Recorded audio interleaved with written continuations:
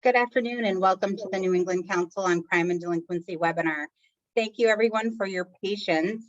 We had a little technical difficulty to start. I am Amy Jacobs, the president of NECCD, and it's my pleasure to welcome you here today. We'd like to say thank you to our sponsor, Intoxilock, for helping us make today's webinar available to you free of charge. Affiliate Outreach Coordinator, Linda Vidal, has been a champion of NECCD for many years, and we truly appreciate the support she brings from Intoxilock. Intoxilock has over 30 years of ignition interlock expertise and continues leading the industry with reliable devices, convenient locations, and unbeatable customer support. With customers in all 50 states and more locations than any other ignition interlock provider, Intoxilock makes the process quick and convenient. In fact, Intoxilock has a location within 15 miles of over 91% of all customers. Again, many thanks to Linda and our friends at Intoxilock. October is Domestic Violence Awareness Month. Today's training highlights spikes in domestic abuse and domestic violence related homicides since January of 2020. COVID-related lockdowns appear to have created an ideal environment for increased domestic-related violence. Victims and aggressors cannot easily separate themselves from each other. Probation and parole officers are uniquely positioned to reduce isolation and be responsive to risk. This webinar will offer practical solutions probation and parole officers can incorporate to engage with the people that they work with. To get us started, please know that this webinar is being recorded. Please use the Q&A box in your menu to ask questions. We will do our best to answer your questions throughout the presentation, and we'll take some time at the end for additional Q&A. You are also welcome to utilize the chat window for discussion. For your information, attendance certificates, training materials, and a brief survey will be sent to your email after the presentation. CEUs have been applied for and are pending. For any licensed social workers who will want CEUs, please put your name and CEU in the chat window now so that we may take attendance. For those individuals, a separate email will be sent out once we have the approval. Just to clarify, everyone will receive an attendance certificate, and licensed social workers, once approved, will receive CEU verification in a separate email. Now it's my pleasure to introduce you today to our presenters, James Henderson and Greg Brown. James Henderson works as a private consultant, the Director of Offender Accountability for the Training Institute on Strangulation and Prevention. Thank you for joining us today, James. I'll hand things over to you, and we will rejoin you for Q&A and wrap things up at the end of the presentation. Thank you so very much, Amy. I really appreciate it. Also, at any time, please, any of the staff from the New England Council on Crime and Delinquency or Greg, interrupt me if there's questions that come up in chat.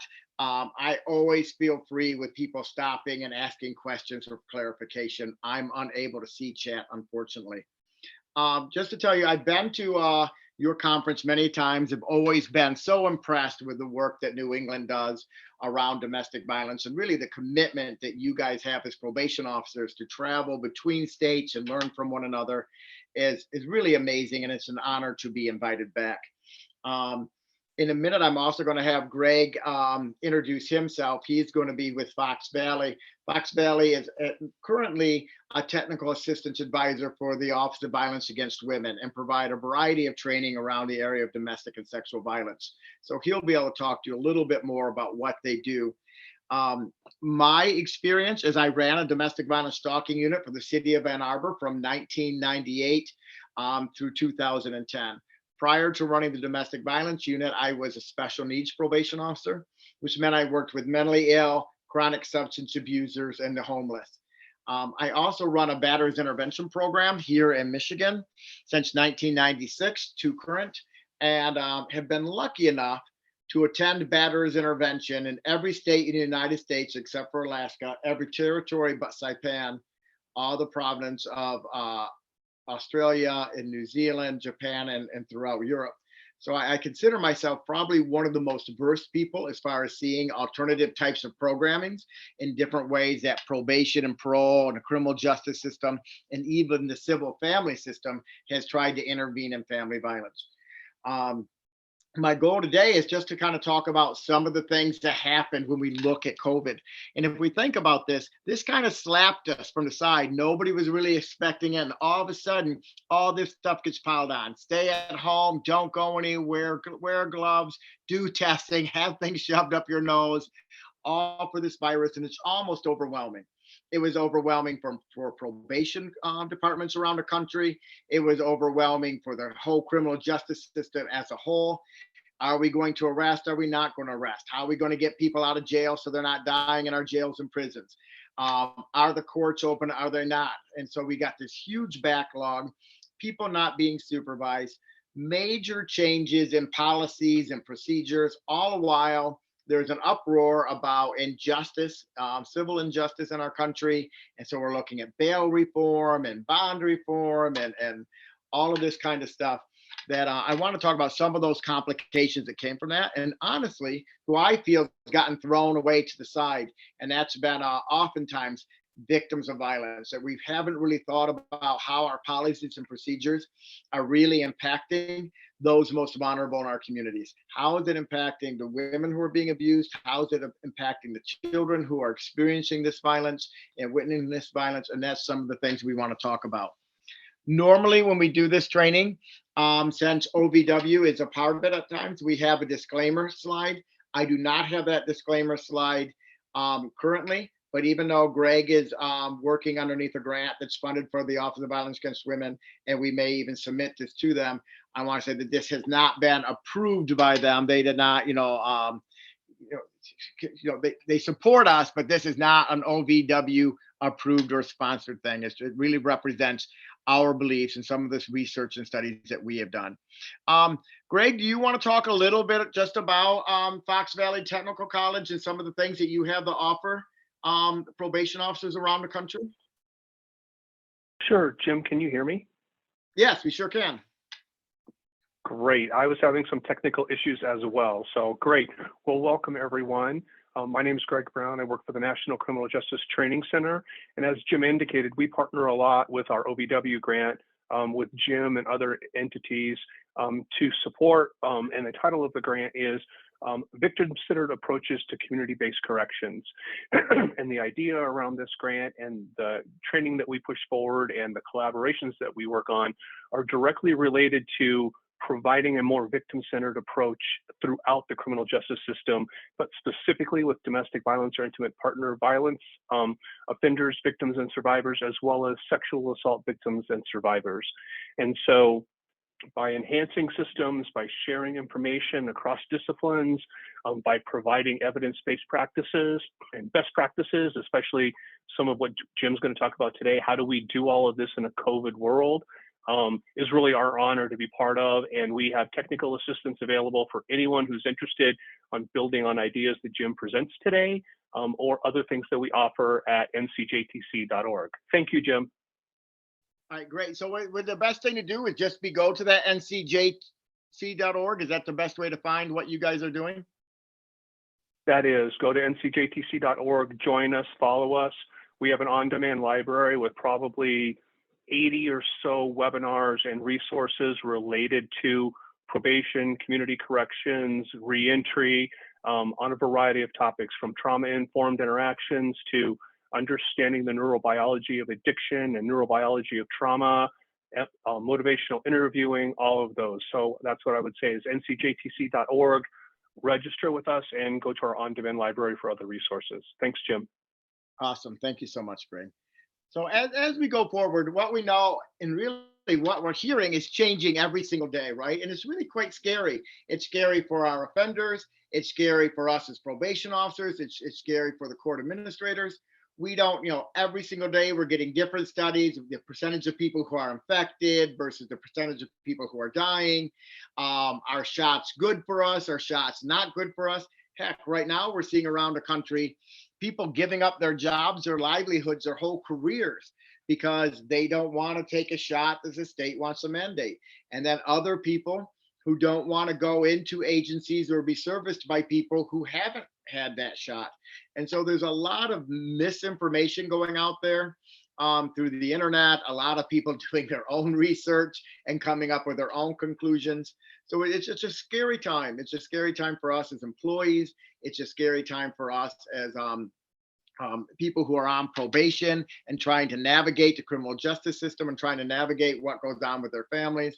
And so we really need to be mindful of that. And I think one of the things that's important for us as probation officers who are out there meeting with people in the community is for me to really be updated on what's happening in my community. What are the numbers of COVID cases? Who is it affecting? Who's dying? And being able to talk to my clients about, shots, medications, all the other types of things that can happen and what they can do to reduce their likelihood of getting this disease. And if they get this disease, what they can do to treat it immediately that would lessen the effects that they're going to lose their lives. I think it's the unknown is what's most scariest. Don't wear a mask, wear a mask. Get the shot, not need to wear a mask. Now you need to wear the mask. And it keeps changing. And so no one really knows. If we had a better understanding and a better grasp, I think we'd be in a totally different position. When we talk about domestic violence, most of us have seen the Power and Control reel, right? And it was really created by Ellen Pence, working with a bunch of survivors of domestic violence.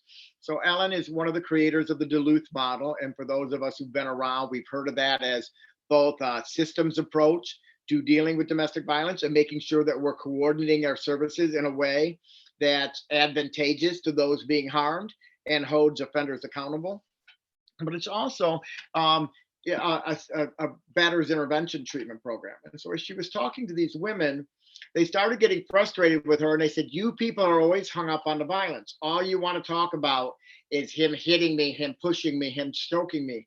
It's way more than that. When are you people going to get it? She goes, well, let's list what it's way more than that. And for what many of the women said, it wasn't the physical violence that destroyed their actual self, that they thought it was all these microaggressions, right? It was the use of intimidation and the way that he would look at her, the way that he stared, or the way that he might slam his hand on the table that caused this constant area of fear, even though I'm not being hit. The verbal and emotional abuse, being told I'm stupid, gaslighting me, ridiculing me, isolation, right? Not letting me have contact with my family, throwing a fit every time I want to engage or go out with my friends, right? And so we've seen all this minimizing, denying. And so Ellen kind of pulled this together and said what held that together, what made all of those tactics work so one partner could have power over another power, with this threat of physical and sexual violence. So I may have only broke your arm once and I may never have hit you again, but I can give you a look that says, holy cow, Jim's going to get violent. Or I can say something to you that makes you do this.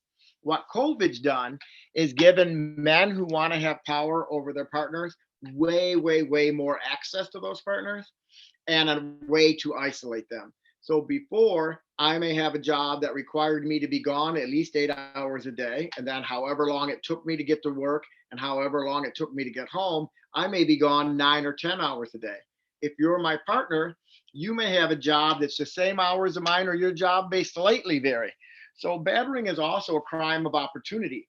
I can't batter you unless I have access to you and you're around. And all of a sudden, we put everybody in this lockdown situation where my victim had no escape. She had no refuge from my tyrant or my desire to control and dominate the family. It also greatly heightened my levels of anxiety. All right. We know that the research shows that there's been a huge increase in the amount of day drinking and drug use by people who were in lockdown. So now the risk to you that more conflicts can happen when I'm drinking. Depression has gone up dramatically, which men who are depressed, oftentimes we use physical force as a way to deal with their depression. So we know that the pandemic has really made all these other things rise extensively. When we looked, based on some of the interviews, when they looked at women around the country, and these were not women in a criminal justice system, these were random samples of citizens in our communities. And they found in America that on general, that domestic violence has increased 8.1% after the pandemic. So these are women who are saying violence and abuse has happened in my house significantly more than it had before. That COVID-19 left parents and children confined in their homes, right? We're not talking to our neighbors. We're not talking to our colleagues. We're really kind of stuck there. What is kind of interesting is all of the research has shown that drinking and drug use has dramatically gone up, that domestic violence has dramatically gone up. There's some research that shows that sexual abuse has gone up in incest, although the newest research out of Illinois actually said that they found a 40% decrease in reports of child abuse and child sexual abuse. And they said the reason why they think they're seeing such a decrease isn't that we're not sexually abusing our children anymore, or we're not physically abusing our children anymore, is that our children are not coming in contact with those mandatory reporters, those people who could see and intervene and call and report suspicious behavior or concerns. So really, isolation has allowed men who use force more of an opportunity to use force with my partner because I have access to her more. It is giving me more excuses for my violence, right? My stress, my lack of income coming into the home, the kids constantly being in the house and the frustration with that, not knowing if I had money to pay my rent next week. And it's really isolated my family from being able to have contact with people who may intervene, who may offer support. In addition to that, a lot of the research that we see is that many of our domestic violence shelters were shutting down. Or if they weren't shutting down, they were at half capacity or a quarter capacity. So even if I wanted to escape my now abusive husband, whose violence is increasing, I really had nowhere to go. And so these men really, now that they're feeling more stress, and they used violence as a way to maintain control in my life, right? If I want you to do something, I use intimidating behavior, threatening behavior to get you to do that. I want you to stop doing something, I use the same type of tactics to get you to stop doing that. I want you to shut up. I want you to make dinner. I want you to, go clean the house, all these things. For these men, now they are under new stresses, and their tactic for creating stability in their home, to feeling they had some type of control, is to have dominance and control over someone else. A recent analysis showed that the housing loss during the recession caused the same type of situation. In 2008, we had this huge recession, and what we found in all the research back then is that domestic violence went up significantly. Now, mind you, this is positively correlated, but it is not causation. So what it's saying is that I have lots of friends who lost their jobs because of COVID, maybe lost a family member during COVID, had huge financial stresses, and these people did not go home and assault their wives or abuse their children.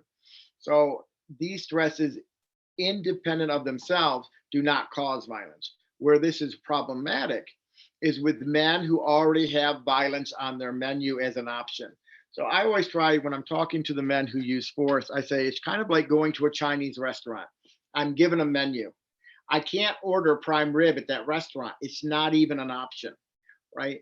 For these men, their menu of behaviors that they can use to deal with frustration, to deal with any type of insecurity or emotional pain or fear, is physical violence, abuse, or other types of tactics.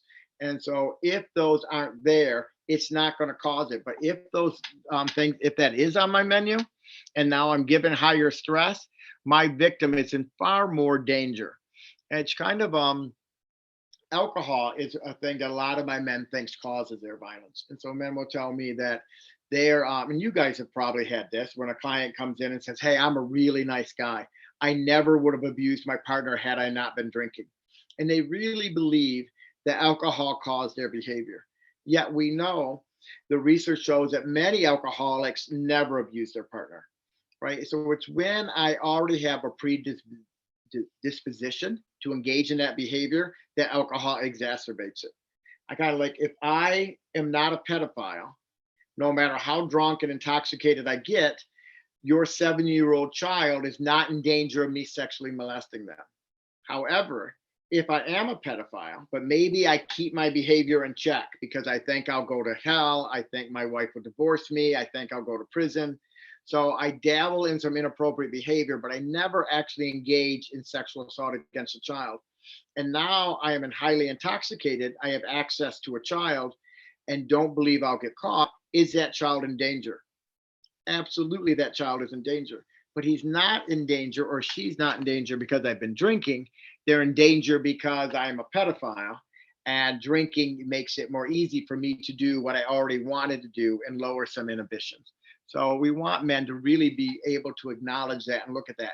And us as probation officers who are working with these families, who we know their menu allows for them to be punitive, allows them to exert different types of coercion and control against their partner. How are we actually interacting with those people? And for many of us, our office is shut down. We were stay-at-home orders as well. We weren't allowed to have this in-person contact. We weren't maybe making as many phone contacts and doing the things that we could have done to really engage the population we're supposed to be supervising. Let me see. So some challenges that for supervision offenders is it was difficult holding clients accountable when we weren't able to do in-person contacts, many of us, right? How do we do curfew checks? What are the sanctions that I have? Unfortunately, many of my clients, they obey the court orders because they believe that they will be held accountable, right? That if they violate probation, violate the no contact order, that we will be taking them back before the judge, and there's a possibility of some type of incarceration. Now, it may be out on the news, it may be out on the streets, that the jails aren't taking anyone, that they're turning people free every day. So what is the deterrent effect for some of my offenders was far less significant, and I had to figure out a different way that I'm going to enhance compliance, and deterrence is not necessarily going to work for me right now. What about treatments? There was periods of time when COVID first happened, all of our batterers intervention programs were shut down. No one had a notice that said, hey, we're going to implant COVID restrictions on March 8th. So all of a sudden, one day it comes in, we got 2 weeks lockdown. So people are thinking, okay, we'll shut down our groups for 2 weeks. Well, then 2 weeks turned into 2 months, turned into 3 months. It was for many of the people in my community, it was 3 months before batterers intervention programs and our local substance abuse programs were up and running at full capacity online. Then we also had the problem was, okay, now they're up online. Do all my clients have access to the internet? Right? Do all my clients have the bandwidth to be able to support this type of stuff? Do my clients have the money to pay for these fees? Right? When all of a sudden I'm down to just unemployment, or maybe I'm not even getting that check. How do I pay my rent? How do I pay my mortgage? How do I pay my car note? How do I pay the insurance for my child?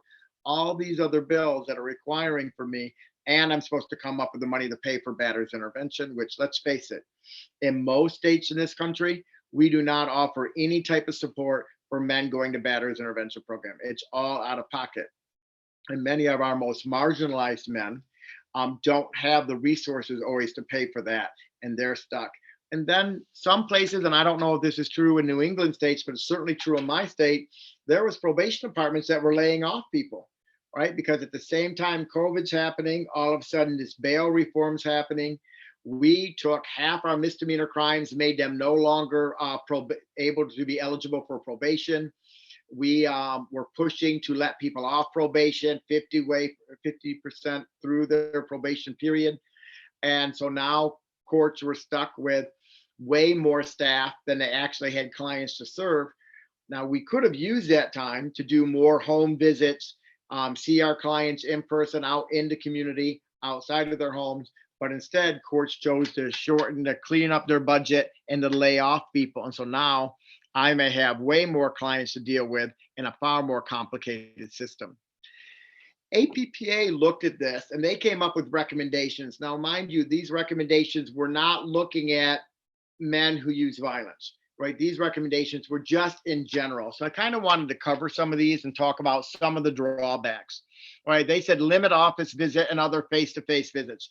Obviously, if I can't have people in my courthouse, or I'm not even allowed in my courthouse, I'm not going to be doing those office visits.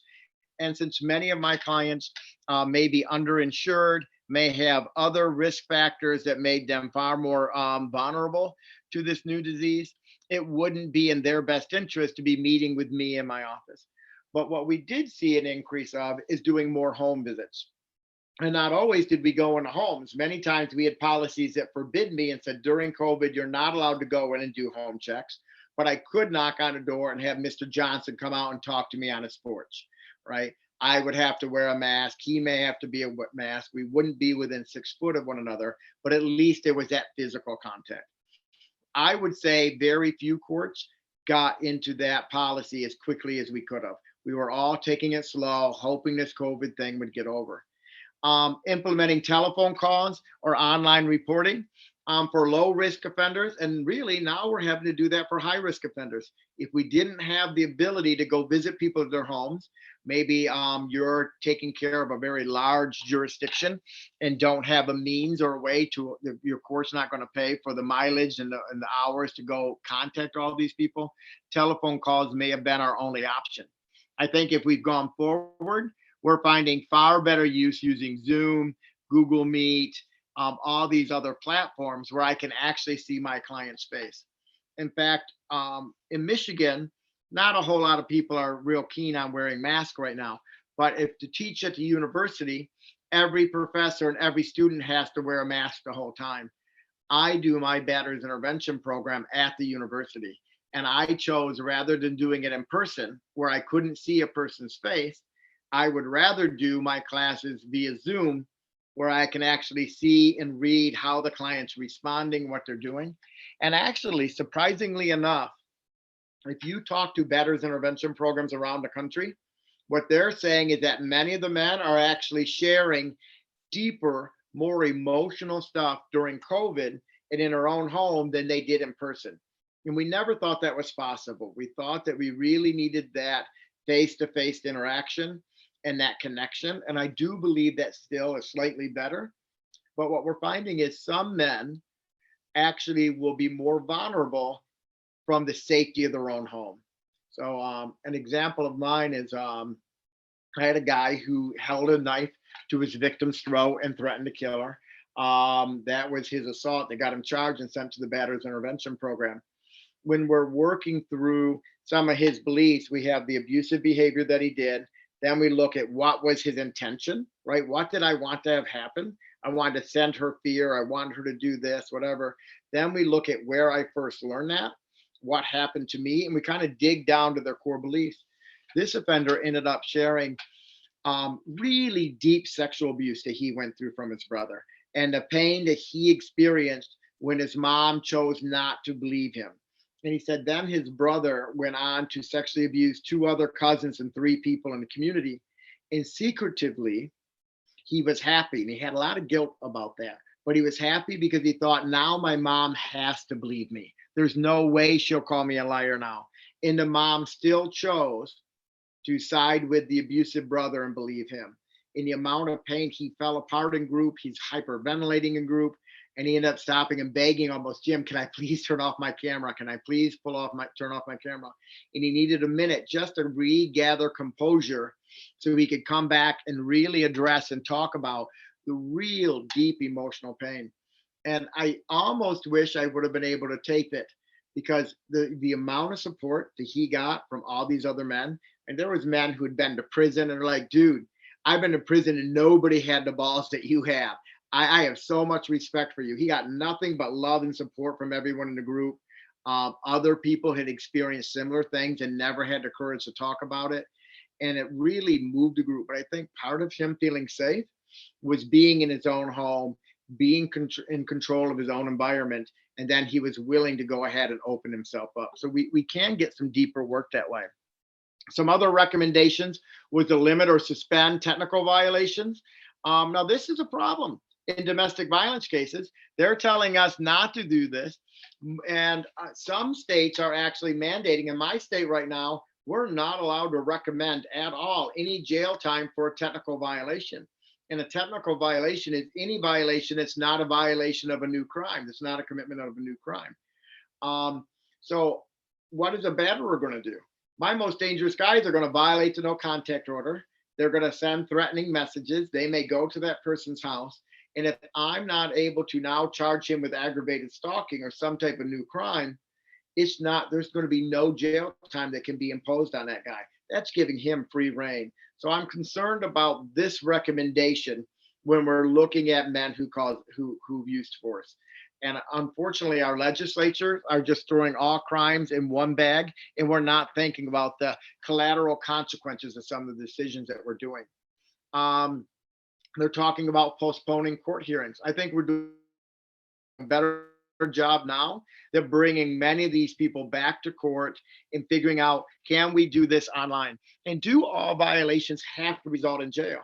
You know, what's interesting is there's an article out that kind of looks at, should probation officers be looked at as referees or should we be looked at as coaches? And the article is really neat because it talks about a good referee is impartial, right? I'm not on anyone's side. I only care about the facts. Did you violate the rules of the game? And a good referee is always watching, and he catches you immediately when you step out of bounds, when you violate, and he blows the whistle and a sanction is imposed on you. So it's immediate sanctions, consistent sanctions, which would be consistent with the research around how to handle offenders under supervision. However, you can have an amazing referee and people have a lot of respect for that referee, believe that he's honest, believe that he is fair, but nobody says a referee changed their life. When we look at a coach does the same thing, right? A coach looks for violations. He looks for when I make mistakes. And when I make mistakes, that coach will call me out on it. He may impose sanctions. I might have to do so many laps. I might have to drop down and do so many push-ups. There could be all sorts of, I might have to sit out on the bench. So he may punish me and create a sanction, but he doesn't just look for violations. He also constantly looks for all of my successes. What has Jim done correctly? How did Jim use the team? How did Jim not put himself first? How did Jim support other people? And he magnifies that, and he makes that just as much of reward in giving us those data boys. And it's been my experience that many of the men and women we work with never got that growing up. And they so desperately need someone to recognize when they do something right, when they handle the challenge correctly, and be able to talk about that. And we'll talk about ways that you can do that in more of a public forum later on. Some other recommendations they came up with is they said limit intakes. Okay, I'm not going to really go through that. Increase early release for individuals who have been under supervision. My concern with that, with domestic violence offenders too, is oftentimes they're violating and we're not catching it. Victims are not reporting it right away. Maybe it's too big of a hassle. Maybe the consequences would have collateral consequences. I would rather see domestic violence offenders, quite honestly, get put on low-level supervision as opposed to just being released. Because as long as he's on paper, if he violates the order, my burden of proof is significantly different for a probation violation than it is for a new crime.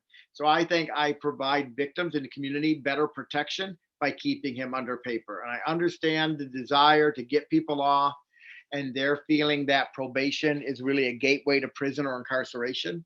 But when we're talking about the safety of other human beings and the welfare of our community, I think for this population, I'm more pressed to keep on supervision at some level. And I'm okay with them doing mail-in probation if they've been on for a long time, they've completed their programming, there doesn't appear to be any concerns. We can make it pretty simple. It's kind of interesting here in my state now, halfway through probation, any probationer can petition the court for early release, and a court must consider it. And if probation won't address it, the judge has to have a hearing. And if the judge doesn't release them off the probation, they have to write concrete reasons why in the court file why that person should not be released back to the community.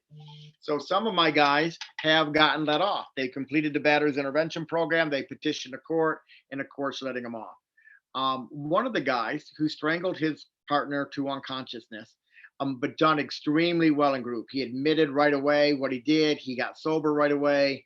This guy is absolutely married to the AA community. And he was only sentenced to my program 26 weeks, and he completed that March 1st, and he's still coming weekly to this day.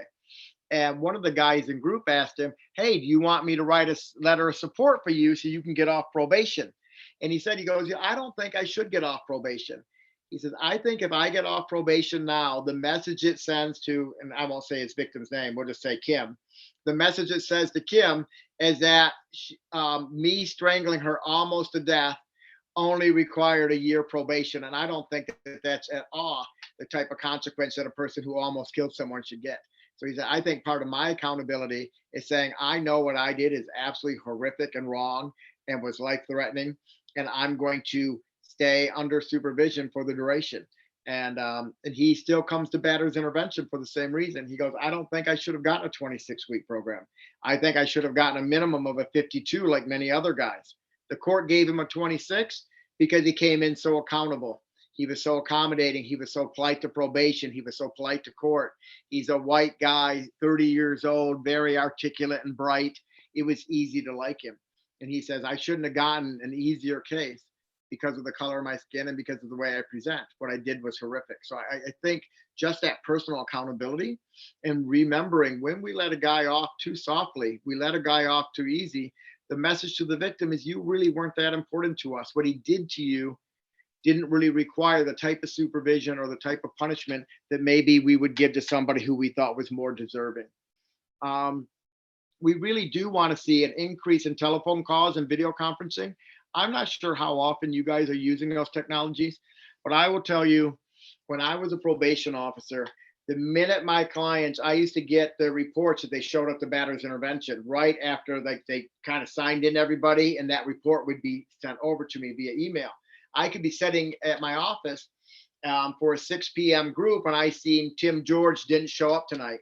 I would call Tim right then. Hey, Tim, I got notice you're not in class. What's going on? I have to file a violation on this. What do you want me to tell the judge? Just me calling people immediately when they miss something, like, oh shit, Mr. Henderson, I didn't know it was, this is what's happening. I go, well, you can't be missing. I should know what's going on with you. I shouldn't hear from the program first, right? And so just them knowing that I was constantly watching them, me calling them, asking them, is something going on? How can I help? Was there a roadblock? What is that roadblock? Let them know that we were monitoring, let them know that we cared, and let them know that we were going to follow up. Many times it did not need to result in any type of jail or sanction. It was just me being on top of it, got my guys in compliance. And I would say that I had significantly higher compliance than my colleagues who just waited until Tim dropped out of the class, then they violated him. And I didn't have nearly the dropouts because we were just constantly contacting people, looking at their roadblocks and letting them know we were watching them. Some courts are suspending fees.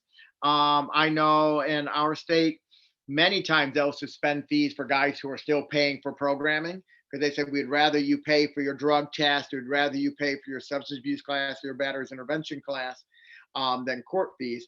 Some states have totally wiped out. If you look at Minnesota, Hennepin County decided that no clients will pay any oversight fees for the duration of this COVID lockdown.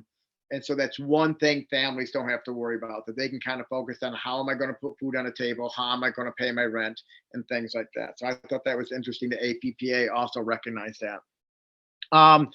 Developing or enhancing virtual procedures. We kind of talked about that, estimating potential impact of the pandemic in the workforce. That's just more, what are we doing in our agencies? What are we looking at? Here's an interesting, using validated risk assessments and needs assessments. We can do full day trainings on this. And I know some of your states you're using the ODERA and some of you are using probably the LSIR. And we have these different tools that maybe were mandated by the state or maybe we chose to use. Some of us, we use tools that don't do anything for domestic violence. So like, let's say the ORAS. Some states are mandated that have to use that score. And then they go ahead and implement a different tool on top of that so they can do overrides. My question is for your agency is think about, we did this assessment to determine Jim's risk and need. These are Jim's risk, these are his needs, and this is what we're going to do. Have you reassessed that now during COVID? Has the risk and need changed? Now I'm no longer able to go look for work. How does that impact my risk? What other stresses is my family going through? Or if there's no money coming into the home and we have all these kids and we don't have really a way to feed them and we don't know how we're going to pay our heat this winter. Is someone talking to me about that? Are they addressing those needs? Are they looking at that? There is such an expression as low risk, high need. And I think we might have a bunch of those people on probation right now. And so what is your jurisdiction's responsibility to interacting with families in a way that they seem as helpful? And it may not really impact the risk that they had for committing a new crime or the risk they have to the victim. But when clients know that we care for them, that we care for their well-being, when victims know we care for the well-being of the whole family and that we're trying to look out for them, they're going to be far more willing to participate and work with us in the future, and more willing to kind of work and do some of the things that we want to see. So other things that we want to look at is, like I talked about earlier, having Zoom and Google Meet and all this has been amazing. It's made it where clients don't have to drive to the batterers intervention program. People who live way out in the boonies can now attend, and they don't have to, take 2 hours to get there and 2 hours to get back. But now we have the problem with what? Clients are smoking all the time during group, and we don't always know what they're smoking. I have had guys literally smoke pot during my sessions. And I'm like, what are you smoking? And they're like, oh, I do this to calm down. Not during group, you don't, right? You're not going to sit there and smoke pot in front of a bunch of people who may be trying to recover and altering your mood. We don't know what they're drinking, right? They have a mug. It could be coffee.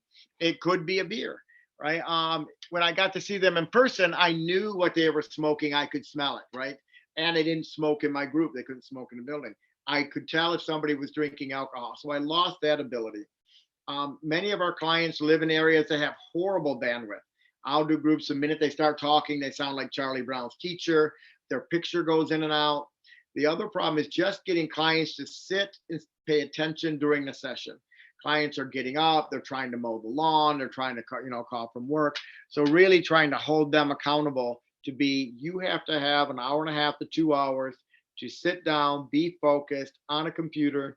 If you don't have internet, where can you go and safely use the internet? For us, we have a lot of our McDonald's and fast food restaurants have free Wi-Fi. So clients can go sit out in their parking lot and do group on their phone as long as they download the Zoom app or the Google Meet app. So, helping clients figure out where they can go and do class.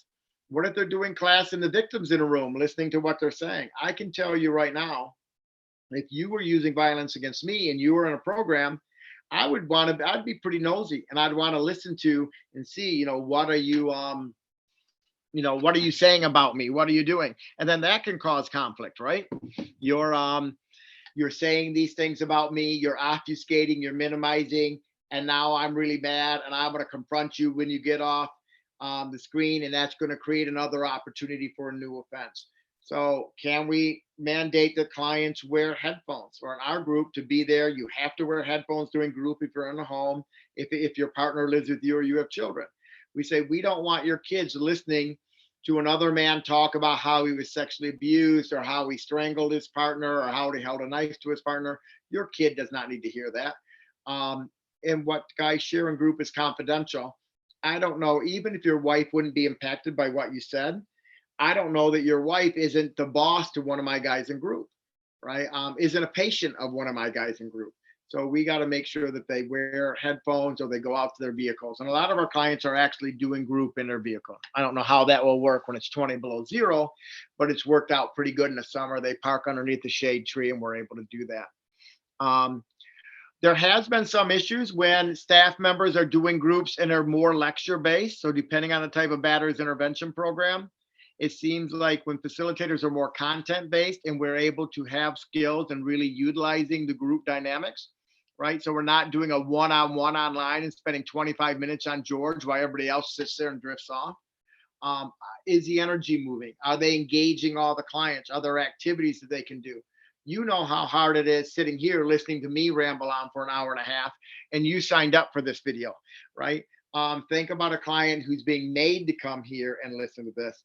Unless we find a way to engage them in a way that it's helpful to them, it's going to be really difficult keeping them on. The other thing I think that this whole COVID thing has shown is that there really is a lack of resources for under-resourced populations, right? So my clients who are in extreme poverty may not even have internet in their home. They may not have a phone that they can use, right? And so what are courts doing anything about that? Some jurisdictions, the courts have purchased these little mini tablets that they actually loan to the clients to complete their programs. I know in my state, we wouldn't have that kind of budget, but it's pretty amazing what states have done to jump up. A probation officer in Ann Arbor, he got a bunch of phones given to him from friends, old iPhones and all this. They all cleaned them free and they loan those out to the clients. So the clients can take the iPhone, it's not activated, but you can still hook it up to the internet. So they can go to McDonald's and join their class and stuff like that. So are we thinking of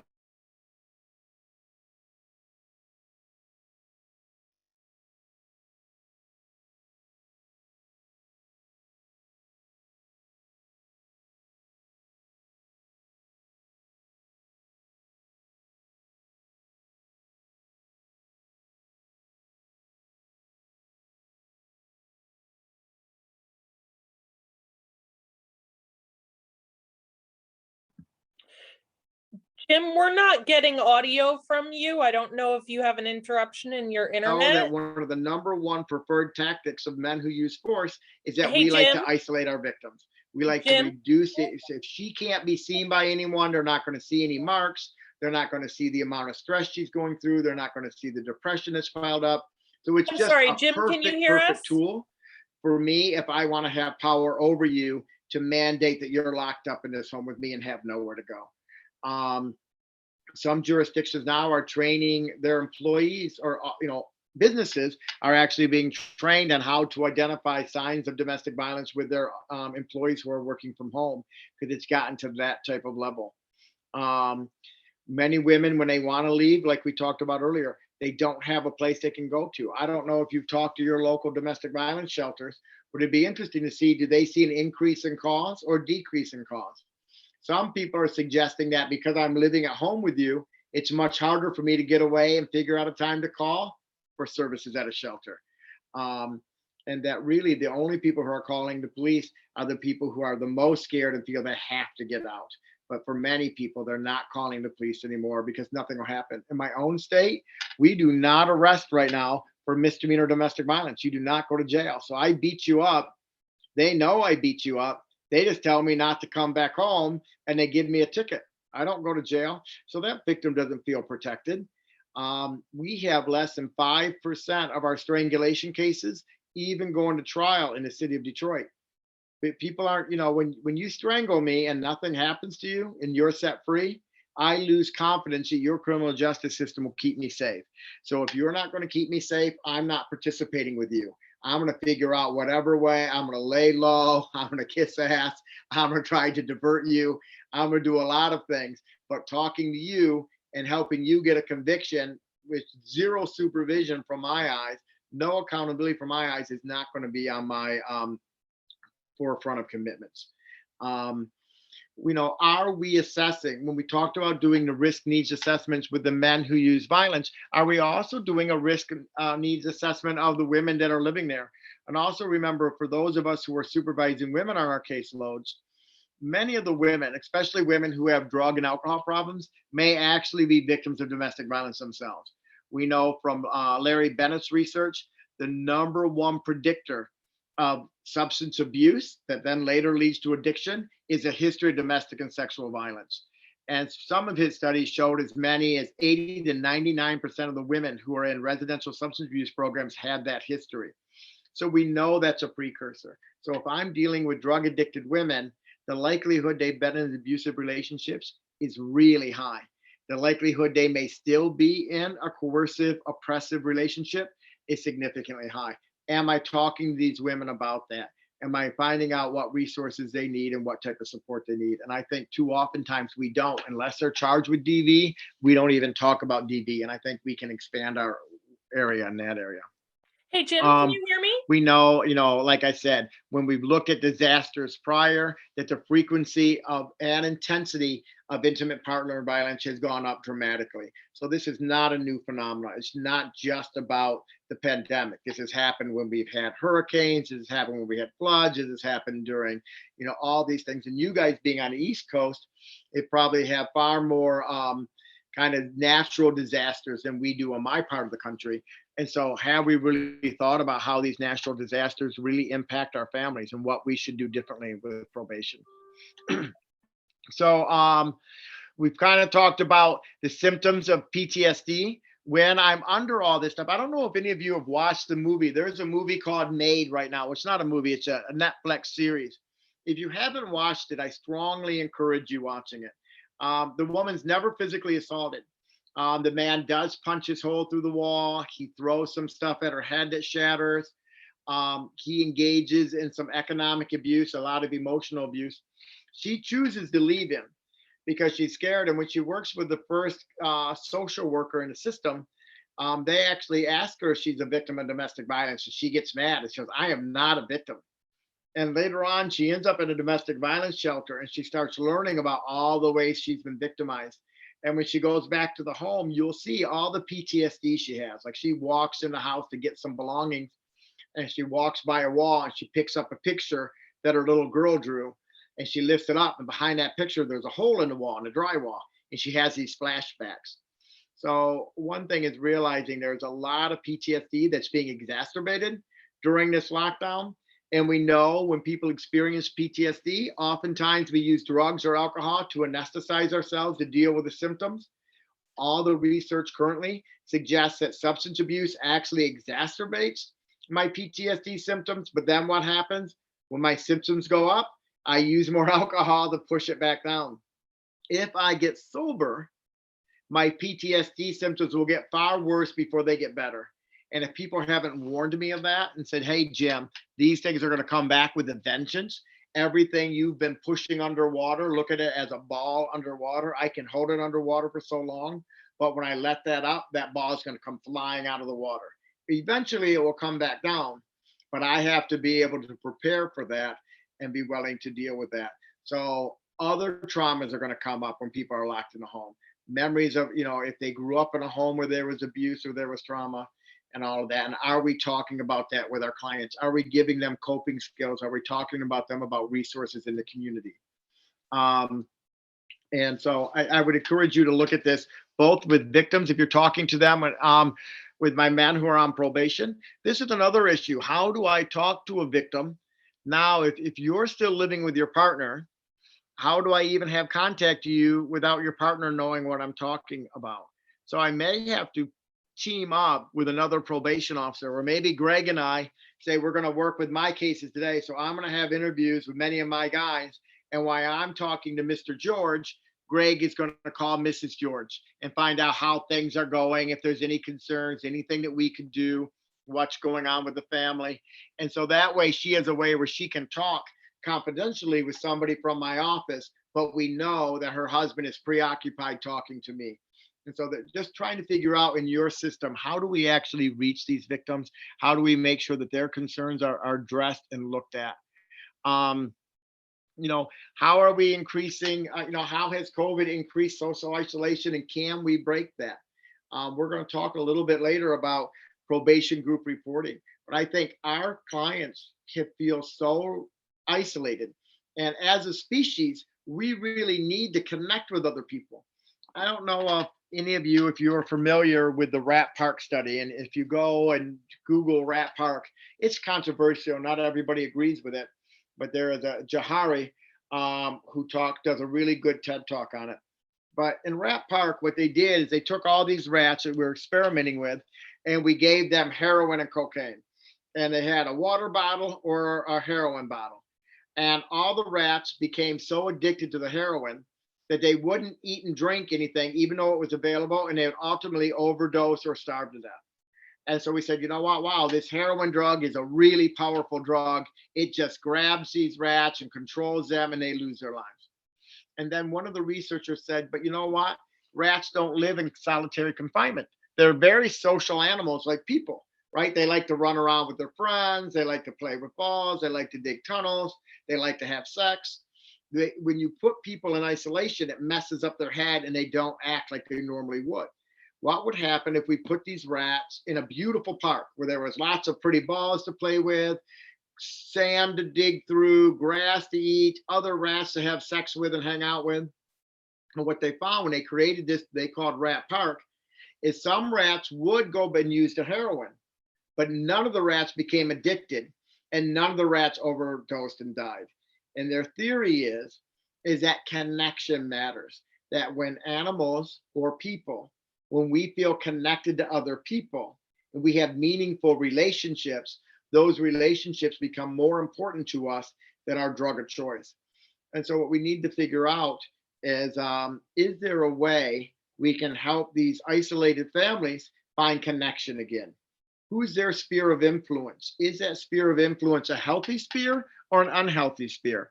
One of my first assignments in our batterers intervention program, the guys have to come in and write down 5 people in their life who they believe has honestly cared about them unconditionally. And we said, you can think about how they've cared about you broadly. They've cared about your relationship with your children.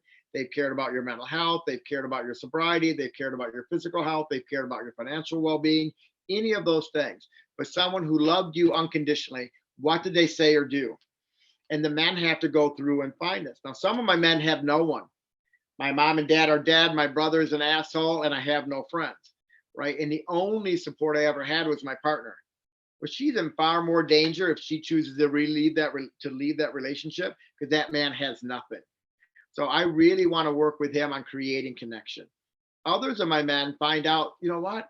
I never even knew I had that many people that loved me, Jim.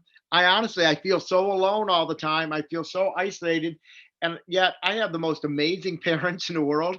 My brother is kick-ass. I have 2 great friends from high school that love me, would do anything for me, but yet I cut all of them out of my life. I'm not reaching out to them. I'm not connecting to them.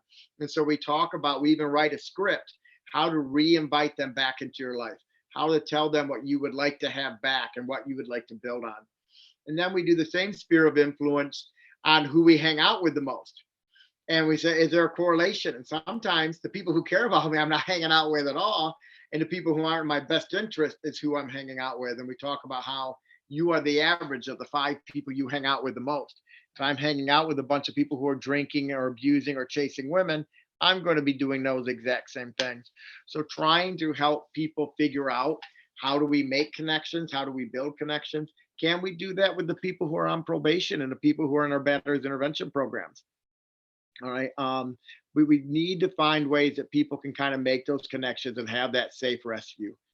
You guys are familiar probably with Robert Martinson, and I'm not going to spend a lot of time on him, but he's the one that did a study on corrections, and it became known as a study of nothing works. Right now, actually, if you read his stuff, and he got far more optimistic in his later writings, they just never got the national attention as the Nothing Works article did. But what he actually did not say, he really didn't say nothing works. He said that he could not tell if people were rehabilitated. And so he wasn't sure if we were delivering the wrong program or if we were delivering the right program, but maybe in the wrong way or the wrong amounts. So many of us have now moved on and said we have to start implementing evidence-based practices, right? Matching the right intervention with the right people at the right time in the right amount. I would suggest for many of us, our dosage is way off. And then we blame programs and say they don't work. If I have horrible strep throat and I go to the doctor and he says, Jim, you need to take this medication twice a day for the next 10 days, and you cannot quit it. Even when you start feeling better, you must finish it. And then tonight I get busy with a bunch of friends and I forget to take it. Tomorrow morning, I wake up late, I'm running late to work and I got to take off and I forget to take it. Then tomorrow night I do take it, but the next day I forget again. At the end of my 10 days, I'm no better. I can't go back to the doctor and said the medication didn't work. I didn't do the right dosage. So of course it didn't work. And I think we're really failing a lot of our clients because we're not meeting their needs. We're not spending enough time with them. We're not helping them process what's going right in their lives, what's not going right in their lives. Many of them feel confused and lonely, and men aren't allowed to ask for help. We're supposed to have the answers. We're not allowed to feel fear. We're not allowed to express emotional pain. So the only thing that we are allowed to do is we're allowed to be angry, right? And we're allowed to be bossy. We're allowed to do all those types of tactics that we're trying to help men move away from. So probation supervision. We know, I'm not going to spend a lot of time on this because I'm running out of time, but, frequent home visits, office visits, we used to combine, sure and swift sanctions. And that's not always available for us right now. So we're having to figure out what's a new way that we can supervise. Community supervision is really monitoring and really looking at how engaged is this client in his community. And we know the research says that individuals who are isolated and have few social connections are at higher risk of intimate partner violence. And what has COVID did? We've isolated them. We've created fewer social connections. So domestic violence has to be going up. Child abuse and neglect have to be going up. So what we got to figure out is, how do I, in this world, increase accountability for the men that I work with? How do I increase engagement when they're kind of locked down and maybe not out? And how do I create employment opportunities? Because we know lack of employment has also been strongly linked to increased risk of criminogenic behaviors, but certainly increased risk of homicide or future abuse. One of the things I would like to suggest is that you guys consider a group reporting format. Now, some of you may have heard me train on this before. I think seeing people individually by and far is a waste of time and not a good use of resources. I think when I talk to people individually, it breaks down a little isolation because at least they got to talk to me. But if I can put them in a group, we break down a lot of isolation. Even a person who does not want to disclose with me what's going on in his own fears and his own anxiety, for whatever reason, his ego, him worried I'm going to judge him think I'm going to throw a sanction at him or throw a requirement on him that he can't or doesn't want to achieve. Even that guy in a group, if even one other man is courageous enough or willing to lay that problem out on the table for us to dissect, that client now learns from. And so we can really help people. So why would I say to consider group reporting? One, the rationale with the particular offenders, I would keep them all the same. I would not do group reporting with my drug offenders, my domestic violence offenders, and my shoplifters. Keep them all, either my sobriety court people or my mental health court people or my domestic violence court. Segregate them by what offense they've done. I would try to do my group reporting in days and evenings. So if guys were working, I want my guys to work. I want them to be connected to their job. I want them to have those finances. So I want to try to be as flexible as possible. Some of us have jobs that give us that flexibility and some of us don't. I was really lucky that I could work late on Tuesday night. I worked late on Thursday night and I took a lot of Fridays off and I flexed my schedule around like that. I think the group reporting really does impact victim and community safety, because my men are going to have an opportunity now to hear multiple ways to deal with isolation, to deal with loneliness. I have clients who are doing online AA, and there's some online AA meetings that are 24 hours a day, and you can listen to people from England, Australia, wherever. So there's a way to create connection for that group. If I've never used that type of technology and I don't know where to find it, even if probation tells me to do it, you're not in recovery. You may not sell that program as good as somebody in the group will. And I'll be like, man, this group's really changed my life, or it's giving me an opportunity where if I'm feeling lonely, I'm feeling frustrated, I'm feeling down, I go to this group, I find a group of people working on the same thing. So really having that resource for the offenders makes them healthier. When they're healthier, the victims are safer. Also, when he's in group, the victim has some freedom. She can go call victim services if she wants to. She can talk to her own support network. I think we can send a really clear message to the community when we're doing a group reporting. If you're going to do group reporting, clearly we have to have some listening skills, right? So when these guys are talking, do I know how to paraphrase? Do I know how to reflect? Reflecting is basically saying the same thing back to them, like paraphrasing, but with a question mark. Right? Do I question in a way that's non-judgmental? Like, I can stop and say, can I ask a question? Many of the men I've worked with told me this, or I've often wondered this. What's your thoughts on that?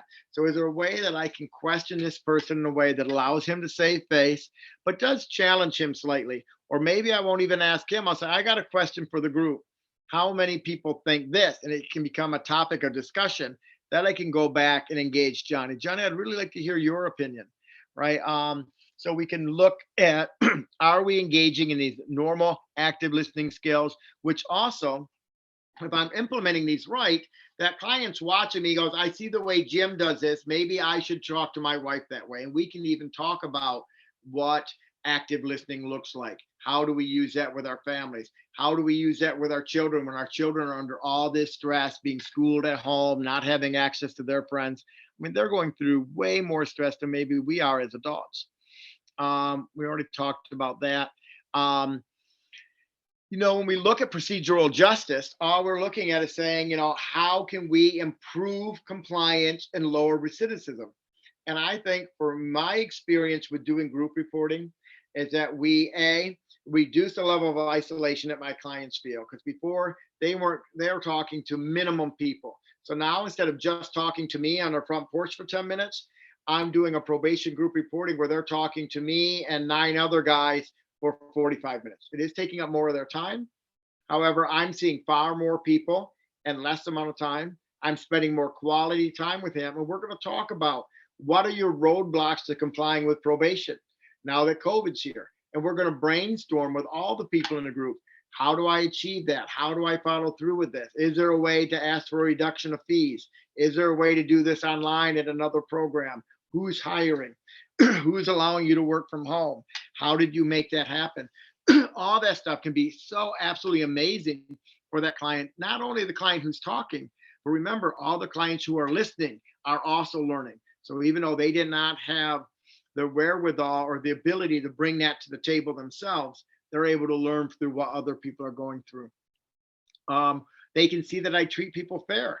That, you know what, George has a roadblock. He's not complying with probation, but I'm not going to just violate him and throw his ass in jail. That I'm listening to him. I'm hearing his roadblock. I'm brainstorming with the group on how we can address his roadblock. And at the end, I may say, George, you know what? I think you're right. I think with this pandemic and all the shit that's happened right now, you don't have a way to achieve that. And I think the group agrees. How many people think I should go back and talk to the judge or to my supervisor and see if we can modify the order to say this? Does that sound fair? Does that sound achievable? Now the group realize Jim's not rigid. He's not out here just to lock us up and beat the shit out of us. He actually is here to try to help us figure out how do we do this and why this relates to my wife and children being safer. Why does this relate to me have a higher probability of staying free and avoiding any type of criminal behavior? We know that group work throughout history has been far more effective than individual work. I don't know why probation hasn't done this earlier. There's been research with mentally ill patients who were left totally unsupervised. And when they formulated their own supportive group, they needed less medication, less treatment than they ever did seeing psychiatrists individually. We know in the substance abuse community that group work has had a far greater impact on people being able to remain sober just through the amazing work of AA, right? And there's different pathways to sobriety. Some people may use AA, some people use church, some people do this, but the most effective programs have always been a group format, a supportive group, a group where they expect some level of accountability, but they're there to say, hey, we're here to help you achieve your goals. You can have a better life. And they add hope to me, right? So I think that's probably the biggest thing that it gives. It gives defendants a reference group where they can share common roadblocks to compliance, the problems and concerns with others, and it provides an opportunity to hear multiple solutions. Me as a probation officer, I can only give him one solution. This is what I think you need to do, George. And if you don't do this, this is what might happen in court. Now we can throw that out on the table. How many guys, what do you think George can do to deal with this? Anyone have any ideas? Anybody else ever go through what George is going through or feel what George is feeling? Now all of a sudden 7 hands go up. I feel way less isolated. I feel like, holy shit, other people feel just like me. It's not just me. That's such a burden off my chest. And now, 3 of you give me ideas on how to deal with them. I may like Tim's idea, which was nothing what probation was going to tell me. So really able, you'll see that, what, these guys felt just as much despair, felt just as trapped, and they found a way out. Shows me there is a pathway to hope. And we know from the research out of Maine that one of the number 1 predictors of ongoing high-risk criminogenic behavior and abuse was a lack of hope. especially for our inner city group participants in the research. So if we can show people there's a way to have hope and there's a pathway to there and that their tomorrow can be better than their today, we're going to have a much more compliant caseload and a much safer community, in my opinion. So they gain hope based on the knowledge that other members have experienced similar difficulties. When we look at hope, hope is not a wish, right? It's really, there has to be way power and willpower. So I have an expectation how life could be in the future and how it could look better than mine.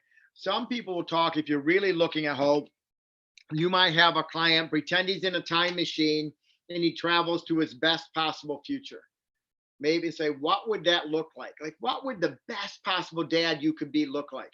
What would your son say about you? What would your daughter say about you? What actions would they be bragging about or complimenting? What would they say their dad did? How their dad handled stress, how their dad handled substance abuse, how their dad handled conflicts with their mother or with them. And they write this all down. They say, what do you look like? What do you feel like? What are you wearing? What do people say about you? What do the neighbors say? How do you feel? And you let that person really visualize and see themselves in a much better light, a much better me. Then you come back to the present and prepare for the journey. Okay, for Jim to be seen as a really loving, compassionate dad, I have to let go of some of my resentments. What are my roadblocks to getting there? My addiction. Okay, so what am I going to do to deal with my addiction? My mental health. What am I doing to address my mental health? Right? Helping people find the willpower and the way power, and then looking at the roadblocks. And that's what probation does. We can help people look at the roadblocks and find way to maneuver around it. Defendants start confronting their problems far quicker when we do group reporting. I'm telling you, when we add group reporting in conjunction with the batter's intervention program, for some reason, when men hear other men taking ownership and other men taking responsibility and really addressing their issues, it's amazing when they start saying, oh shit, that was just like, and they'll say that, they'll go, listen to you as like looking at myself in a mirror. I am so exactly like you. Or I was exactly like you. And that's a really powerful statement that happens in a group. They start confronting their problems way quicker because it reduces a lot of the shame. When I realize, you know what, I'm not fucked up. I've made mistakes. I've made problems. And I've made some really big mistakes, but so have a lot of other people, and they've overcome them. That I'm so much more than some of the choices that I've made, and I can be so much more in the future. They start putting their lives in perspective. We know that. Probation officers can tap into the strengths of others, fostering independence and self-esteem. My clients need a that boy. So when George is giving Michael feedback, and then I stop, I say, you know what, George, can we talk about where you were at last year? When you came in here, you'd never had a job for more than 6 months. You never completed high school, your GED. You wasn't working. You were drinking. And look at you now. You've completed your GED. You've had a job for almost a year now. All right. You've been sober for the last 7 months without any relapses at all. You fucking rock, George. Right. I mean, have you ever stopped and just looked in the mirror and look at where you're at today and where you were the day you came on probation and how much work you did to get there? George feels so much pride that somebody actually recognized, gave him that a boy in front of all these witnesses. That feels amazing. And then he can kind of tell this new guy what he did to get there. And that new guy thinks, you know what? If George can do it, I can do it. George is no better than me, right? And instead of probation telling him what to do, which feels like coercive control, power over, because I have power over you, this is now becomes a peer showing me what I can be and how to get there. And it is so powerful to see done in group. When we're doing groups, we got to realize there's different types of learners, right? Some of our clients are audio learners, are visual learners, I mean. So for our visual learners, I don't necessarily think phone conferencing is going to be the best thing for them. It's going to be way better if they can see the expression on my face. What do I look like? They're looking at the expression of other group members. So doing group with a mask on is not going to be very helpful for them. They really learn through seeing.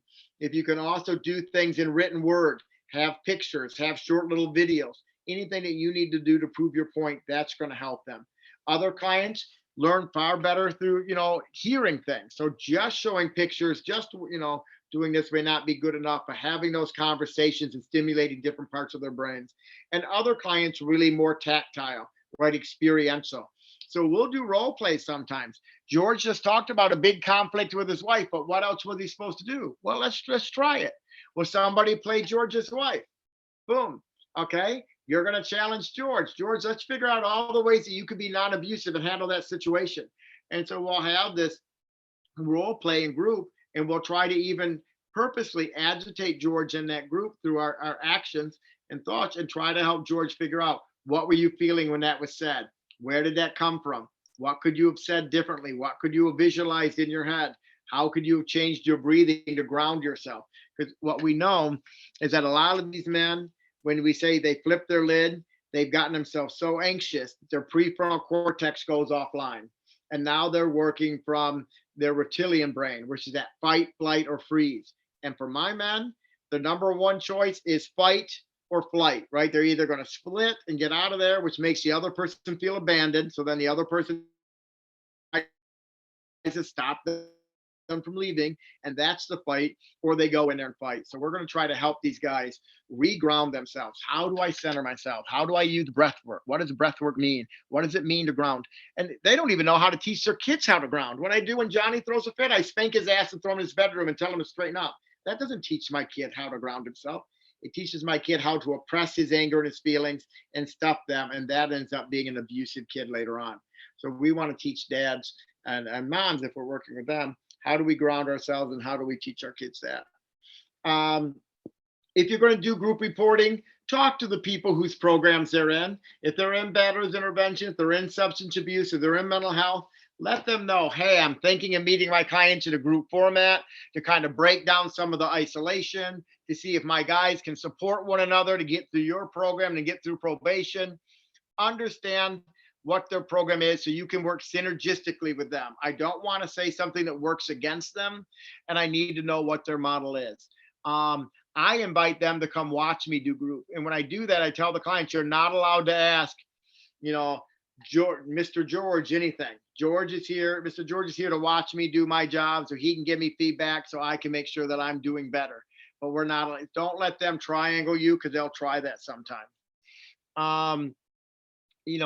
You're going to try to keep your clients really between 10 and 15 people. You can maybe do 20, but that's really pushing it.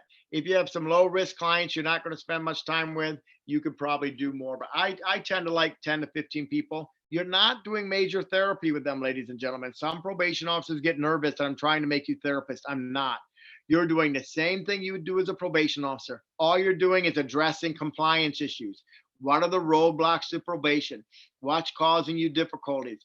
Let's look at solutions. But instead of the solutions only coming from you, now the solutions coming from the whole group. We're all trying to help everybody making this through. If you can do it multiple times, figure out how they're going to know, how they're going to remember, get them in the program. Once, for me, I used to do it on a second and fourth Thursday of every month. So everybody knew that's when I had to come to that group reporting. In Wyoming, they were doing it every week with their high risk clients. And then you could earn the right to go down to every other week after 90 days. And then you could go once a month after another 90 days. So it's really depending on your court and how we build in that carrot for that client. My clients in my batterers intervention program, they have to call one person every week to be in a class, and they're presenting, they have to talk to two people. During COVID, most of my clients are calling 5 men a week because people feel so isolated. And once they get used to calling people and sharing, and we make it a big deal. When I check them in, I say, how many people you called this week? Who were they? And they'll say, I called Michael, I called Ron Deep, I called George, I called Harry. I'm like, holy shit, you called 7 people. That rocks. He goes, yeah, I've been a busy week. There's been a lot going on. I go, that's amazing. We make it kind of a big deal. We acknowledge that. And it just makes people feel, again, they like the data voice, and it makes them more likely to do it. This is just kind of what I said at the beginning of the group. I'm just trying to encourage them to use the group to talk to them about the problems, that they're the ones that are really going to give them better options and help them out more than I'm going to do. So I'm going to move through that quickly. I go through each defendant's monthly report if they're sending that in, and we look at what their criminogenic needs are, right? What employment, housing, all these types of things we're going to address in that group. We're going to talk about that. That is going to be a focus. Sometimes I do it by each client by going through each of their files. Other times I do it by topic. How many people are struggling with this? Hands go up and we talk about that topic for a little bit. Then we move on to the next topic. We also always focus on compliance issues. Sometimes people get in these group reporting and they decide now they're going to do lectures and counseling. I'm like, that's not what you're trying to do. You're not trying to be the batterers intervention program. You're not trying to be the substance abuse program. You're trying to do a probation group reporting. You're just trying to connect with these guys and break down barriers and roadblocks to compliance. We want to know how he's doing. I always want to compliment on progress. Probation, remember, you're a coach. You're not trying to be the referee. You're trying to see what has he done right. If there was an opportunity for him to be abusive this week and he stopped himself, how did he stop himself? What did he do? How many other people have done that? How many people think that's pretty amazing and hard to do for some of us, right? Let him know when he's doing good and compliment him and let him brag about that a little bit. Look for behavior that disinvolves responsibility, that dehumanizes the victim. You guys already know a lot of stuff about motivational interviewing. If we can build it in, I'm running out of time, so I don't want to spend a lot of time on it. There's lots. You could go to Fox Valley, watch probably some trainings on motivational interviewing. You can find stuff probably on YouTube, so I'm not going to do that.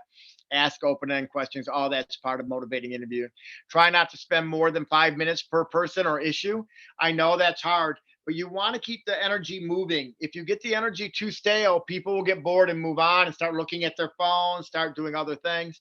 I have, every time a client talks in group, after they're done, they got to call on 3 people for feedback on how they think they're doing or what's going on. So it keeps people on their toes. And so the energy is always moving around the room. I'll talk Tim, John, and Mark. And Tim, John, and Mark, tell him how they think he's doing, what progress he's made, or any struggles that he's had. So think of creative ways to keep the energy moving and what's going on there. Remember, we have to have built-in rewards. And when we give rewards, we need to link it back and make a connection to the pro-social behavior, right? He's been attending regularly. He's completed this level of intervention. He's gotten this achieved here. But always try to relate it back to their family being safer if you're working with domestic violence offenders, right? How are you doing that behavior, making life better for your children and your wife? Now, if I'm not living with my children and wife, how is this making you a better person? So in the future, when you reconnect with people and you build a new relationship, how's the new you going to be better? And try to connect with that. Setting boundaries. I'm not going to go through that. You guys probably know some ABC stuff, cognitive behavior stuff. I'm going to pass through that. Just signs of masturbation. You can invite other guests to come in.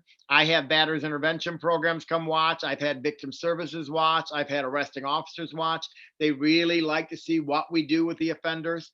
And my offenders are fine with it. I'll say there's people who come watch my group from all over the country. And I'll just say, hey, this is so-and-so. He's a probation officer from Maine. He wanted to watch how we do group. Does anybody object? No one ever objects. It's pretty simple. They forget you're there after a minute. You might bring in guest speakers during this time of COVID. If there's a huge outbreak in your area, maybe you need to have someone come in from the medical community and talk about what resources are available or what can happen. Make other announcements about what's going on in the community. In the old way, if you've seen a client every half hour, which would be hard to do during COVID when we're driving around houses or whatever, the most amount of clients you could see in a day without any smoke breaks was 14 clients, right? If you do things the way I'm proposing, it is easy to see 60 clients in a day with time to spare. And I will tell you, my clients feel more connected, feel more engaged, have heard more options on how to deal with compliance issues, listen to problems and violations they haven't even thought about doing yet and solutions to it, than those people whose probation officers are busting their ass trying to see those 14 people that day. In the end, we have more time to complete other tasks, to do the home visits I want to do, to be seen out in the community, and more time to kind of attend different conferences and do reading up on different practices. Offenders earn leadership roles, right? Enhancing their self-esteem and their compliance, to be honest with you. Clients that feel good about the progress they're making work harder. They understand the concept of graduated sanctions and are less resistant when I have to impose them. George, I did everything to warn you this would happen, right? And he goes, I know, Mr. Henderson, I'm sorry I let you down, instead of flipping me off and saying, go to hell, Mr. Henderson. You have witnesses to what you told. The defendants could have been offered assistance. You can, really engage your community. In the end, I would say tradition is what we resort to when we don't have the time and money to do things right. COVID has given us an opportunity to re-examine everything we're doing and finding a new way to engage with clients. And I hope that we're using all the best lessons that we can throughout this pandemic. And that is it. In the end, victim safety, offender accountability, and intervention. Any questions for us? And I know I went through things very fast, and I apologize for that. But any questions for Greg or myself? Actually, there were not much in the way of questions coming through. That was, I think, a lot of really new and exciting information. Are we still on, or did I get disconnected? Can you hear me? Can you hear me? All right, I think there's an issue with Jim's audio. I don't think he can hear us, but I'm hoping you can hear me. So it is just about 2 p.m. and we want to respect everyone's time today. Hello? So thank you very much to our wonderful presenters. And I want to give a special thanks to Intoxilock and their affiliate outreach. Am I still on, or did it Linda cancel? Vidal. I'm sorry, Jim, we don't I have. can't hear anyone, so if anyone's talking, I don't hear them. But So Intoxilock has over 30 years of ignition Okay, is there any interlock questions from expertise and anyone, or- continues leading the industry with reliable devices, convenient locations, and unbeatable customer support. With customers in all 50 states and more locations than any other ignition interlock provider, Intoxilock makes the process quick and convenient. In fact, Intoxilock has a location within 15 miles of over 91% of all customers. Please visit getintoxilock.com to learn more. We'd also like to thank the amazing folks at NECCD who worked to make this training happen. NECCD is offering Yeah, so free we do, webinar and I don't know if trainings hopefully people can still throughout the hear me, year. so I'm having to get the answers through the phone. Take a moment The to question complete was, a is brief survey strangulation that will be considered one of emailed the out most along lethal with your forms of domestic certificates violence? and let Absolutely. us know Jacqueline how we're Campbell says doing. when a guy has I strangled a would like woman, to she's encourage you to check 750 out our times more website, likely neccd.net, to die and of sign up to homicide. become a Now, member usually of they the New die from England Council on firearms. Crime and Delinquency. Strangulation is kind of my prep, right? Strangulation is absolutely one of our most lethal forms of violence and really should be monitored far more closely than a generic domestic violence.